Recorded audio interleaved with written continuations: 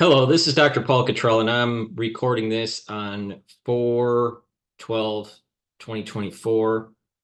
I'm going to be reading Parah Adumah, chapter 5 from Maimonides. All of those involved in offering the red heifer from the beginning to the end become impure and impart impurity to their garments as long as they are involved in its being offered. This concept is derived as follows.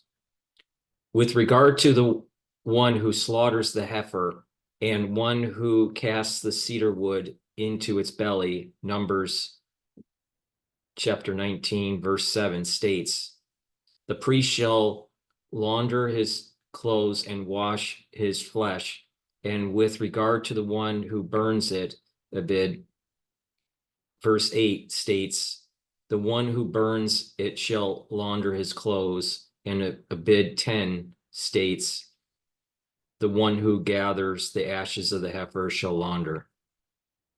These verses teach that all those involved in offering it from the beginning until the end impart impurity to their clothes, must immerse themselves, and wait for nightfall to regain purity according to the scriptural law. One who guards the heifer at the time it is being offered imparts impurity to his garments according to the rabbinic law. This is a decree lest he move one of its limbs. Whenever the Torah states with regard to impurity, one shall launder his clothes, it does not come merely to teach that the clothes on a person are impure. Instead, it teaches that every garment or implement that this impure person will touch while he is still in contact with the object that imparted impurity to him becomes impure. After he separates himself from the object that imparts impurity to him, he does not impart impurity to his garments or to other objects. What is implied? A person who carries an animal carcass imparts impurity to the clothes he is wearing and to any implement he touches as long as he is carrying it. They are considered as a first-degree derivative of impurity. Similarly, the one who carries the animal carcass is considered as impure as the first degree.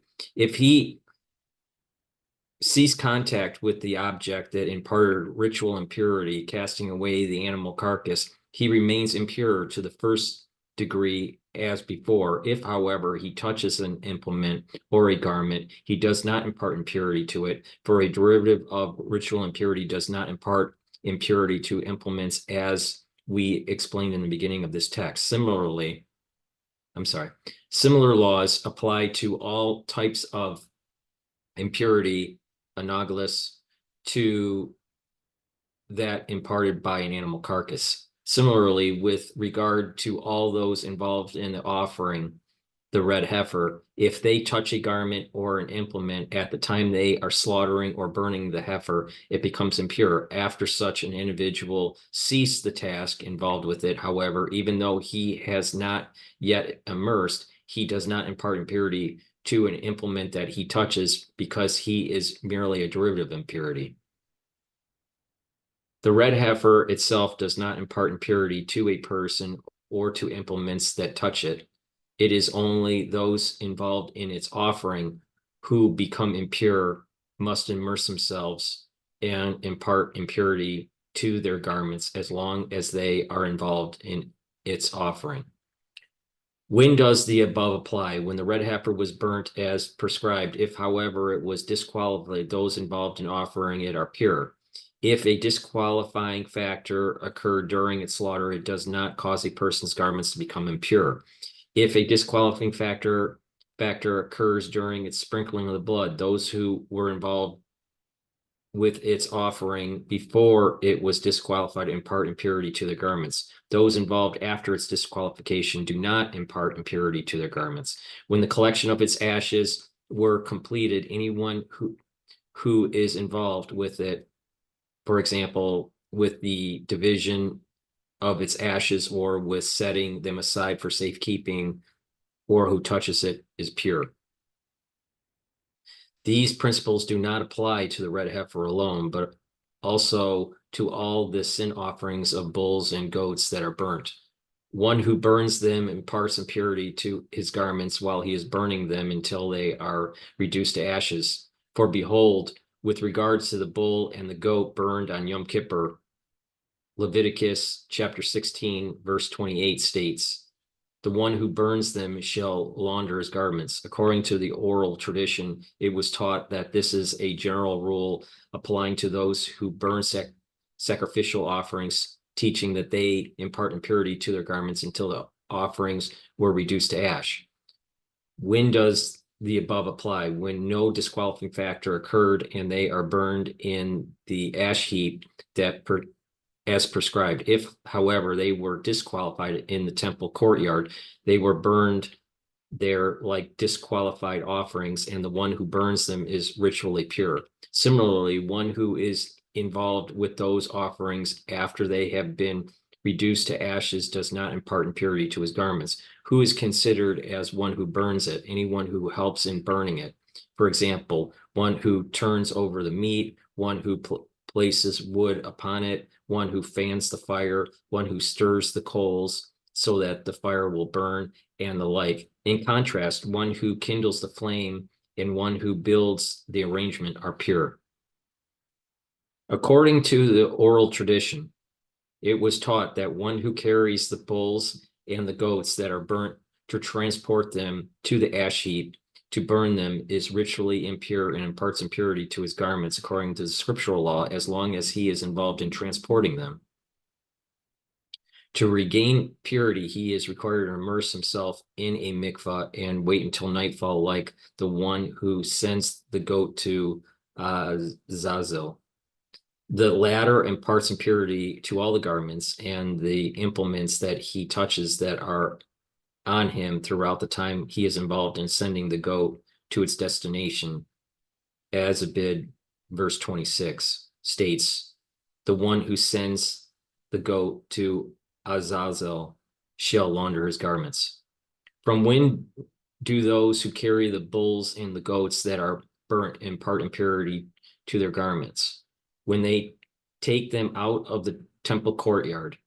If they carried them with poles, and some of those carrying them left the walls of the temple courtyard, and others did not depart, those who depart impart impurity to their garments. Those who do not yet depart do not impart impurity to their garments until they depart.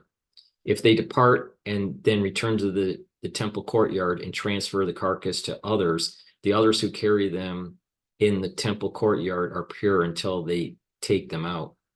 If a person who's standing outside the courtyard and are pulling the poles on which the carcass are hanging from the courtyard after they were returned there, he is considered as being impure of doubtful status, since the sacrificial animals have already been taken outside and the one pulling them are standing outside. When does the person who sends the goat to Azazel impart impurity to his garments? From the time he departs Jerusalem until he pushes the goat off the cliff to Azazel. After he pushes it off the cliff, if he touches implements or garments, they are pure.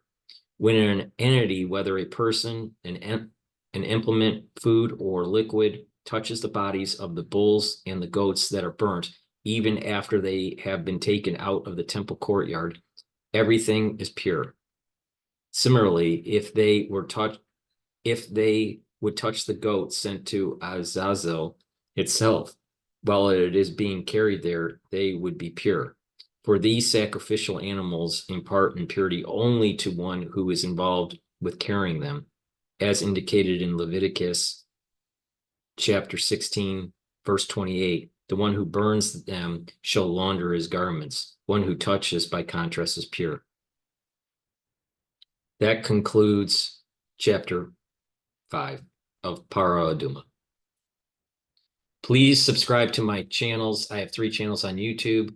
I have Brighteon, Bitchute, and Rumble. All the links are in the description of this video. Make sure you subscribe to all 6 channels. Also, if you could help support my work, please donate on my website. It's the-studio-reykjavik.com. You can donate through Stripe, PayPal, or buy me a coffee.